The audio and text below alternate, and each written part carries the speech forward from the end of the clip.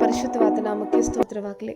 ಈ ದಿನ ನಿಮ್ಮದೇ ರೀತಿಯಾಗಿರ್ರಿ, ಆದರೆ ಇನ್ನೂ ದಯೆಯಿಂದಿರ್ರಿ ಎಂಬಂಥ ಸಂಗತಿಯನ್ನು ಕುರಿತು ಧ್ಯಾನಿಸೋಣ. ಎಫೆಸದವರಿಗೆ ಬರೆದ ಪತ್ರಿಕೆ 4ನೇ ಅಧ್ಯಾಯ 29-32 ವಾಕ್ಯ.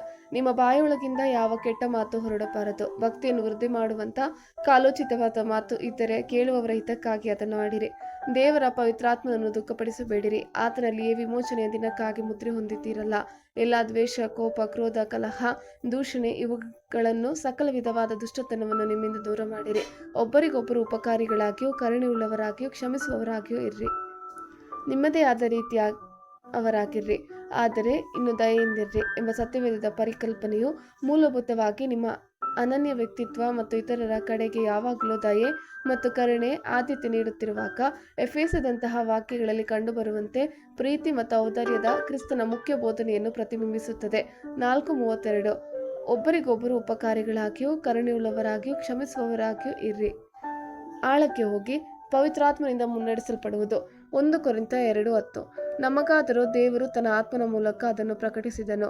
ಆ ಆತ್ಮನು ಎಲ್ಲ ವಿಷಯಗಳನ್ನು, ದೇವರ ಅಗಾಧವಾದ ವಿಷಯಗಳನ್ನು ಕೂಡ ಪರಿಶೋಧಿಸುವವನಾಗಿದ್ದಾನೆ.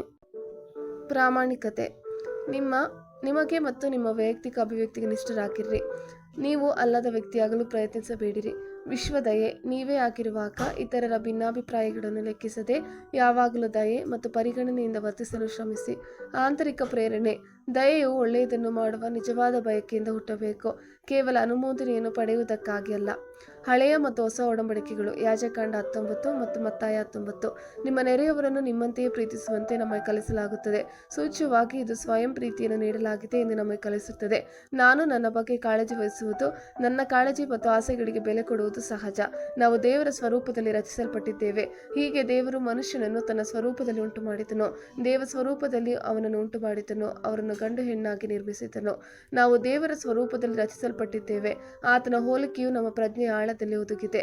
ನಾನು ಮತ್ತು ನೀವು ದೇವರ ಸರ್ವಶಕ್ತತೆಗೆ ಹೋಲುತ್ತದೆ. ನಾವು ಆನುವಂಶಿಕವಾಗಿ ಪಡೆದಿದ್ದೇವೆ ಎಂದು ತಿಳಿದುಕೊಳ್ಳುವುದು ಎಷ್ಟು ವಿನಮ್ರವಾಗಿದೆ. ಆದ್ದರಿಂದ ಮಾತಾಡಲು ನಮ್ಮ ಅತ್ಯುತ್ತಮ ಗುಣಲಕ್ಷಣಗಳು ಆತ್ಮಗಳ ತಂದೆಯಾದ ದೇವರಿಂದ ನಮಗೆ ಸೃಷ್ಟಿಯ ಮಹಿಮೆಯನ್ನು ತಿಳಿಸುತ್ತದೆ. ಒಬ್ಬ ಮನುಷ್ಯನು ಲೋಕವನ್ನೆಲ್ಲ ಸಂಪಾದಿಸಿಕೊಂಡರೂ ಪ್ರಾಣ ನಷ್ಟಪಟ್ಟರೆ ಅವನಿಗೆ ಪ್ರಯೋಜನವೇನು? ಅಥವಾ ಒಬ್ಬನು ತನ್ನ ಪ್ರಾಣಕ್ಕೆ ಏನು ಈಡುಕೊಟ್ಟಾನು? ನಮ್ಮ ಆತ್ಮ ನಮ್ಮ ಶಾಶ್ವತ ಭಾಗ, ಈ ಸೀಮಿತ ಜೀವನವನ್ನು ಮೀರಿ ಬಾಳುವ ಭಾಗ. ಈ ಜಗತ್ತು ನೀಡುವ ಎಲ್ಲ ಸಂಪತ್ತು ಮತ್ತು ಮೇಲ್ಕೃತಿಗಳು ಖ್ಯಾತಿ ಮತ್ತು ಅದೃಷ್ಟಕ್ಕಿಂತ ಹೆಚ್ಚು ಮೌಲ್ಯಯುತವಾಗಿದೆ. ಪರಲೋಕವನ್ನು ಕಳೆದುಕೊಳ್ಳಲು ಏನೂ ಯೋಗ್ಯವಾಗಿಲ್ಲ. ಈ ಜೀವನದ ಪರಿಕಲ್ಪನೆಗಳಿಗೆ ನರಕವು ಯೋಗ್ಯವಾಗಿಲ್ಲ. ಒಬ್ಬ ವ್ಯಕ್ತಿಯ ಆತ್ಮ, ನಿಮ್ಮ ಮತ್ತು ನನ್ನದು, ಅದು ಮುಖ್ಯವಾಗಿದೆ.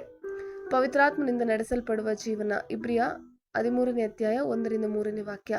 ಸಹೋದರ ಸ್ನೇಹವು ನೆಲೆಯಾಗಿರಲಿ. ಅತಿಥಿ ಸತ್ಕಾರವನ್ನು ಮಾಡುವುದನ್ನು ಮರೆಯಬೇಡಿರಿ. ಅದನ್ನು ಮಾಡುವಲ್ಲಿ ಕೆಲವರು ತಿಳಿಯದೆ ದೇವದೂತರನ್ನು ಸತ್ಕರಿಸಿದ್ದಾರೆ. ಸೆರೆಯವರ ಸಂಗಡ ನೀವು ಜೊತೆ ಸೆರೆಯವರೆಂದು ಭಾವಿಸಿಕೊಂಡು ಅವರನ್ನು ಜ್ಞಾಪಕ ಮಾಡಿಕೊಳ್ಳಿರಿ. ನಿಮಗೂ ಅನ್ಯಾಯ ಸಂಭವಿಸಿತೆಂದು ತಿಳಿದು ಅನ್ಯಾಯವನ್ನು ನೆನೆಸಿರಿ. ದಾಂಪತ್ಯವು ಮಾನ್ಯವಾದೆಂದು ಎಲ್ಲರೂ ಎಣಿಸಬೇಕು. ಆಮೆನ್. ಕರ್ತನ ಕೃಪೆ ನಿಮ್ಮೆಲ್ಲರೊಂದಿಗೆ ಇರಲಿ.